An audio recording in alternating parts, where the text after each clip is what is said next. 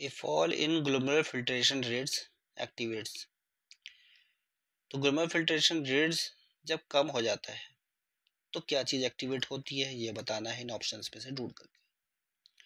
पहला ऑप्शन है कि ग्लोमेरुलर फिल्ट्रेशन रेट कम होने की वजह से एक्स्ट्रा ग्लोमेरुलर सेल्स एक्टिवेट हो जाती हैं, रिलीज करती हैं रेनिन। तो ये बिल्कुल सही है। जैसे ही आपका GFR ग्लोमेरुलर फिल्ट्रेशन रेट मान लो ये कम है, जैसे GFR कम होगा इसका मतलब क्या है, कम फिल्ट्रेट बनेगा। कम फिल्ट्रेट बनेगा दैट मीन्स इसका मतलब क्या होगा, अब लो बीपी होगा। लो बीपी होगा तो मतलब इसको सेंस कर लेते हैं एक्स्ट्रा ग्लोमेरुलर सेल्स। ठीक है, इन्होंने इसको डिटेक्ट कर लिया कि भाई बीपी कैसा है, लो है, और ये सिक्रेट कर देते हैं फिर रेनिन।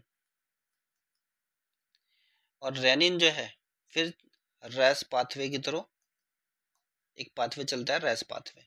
ठीक है, इस पाथवे को ये एक्टिवेट कर देता है रेनिन।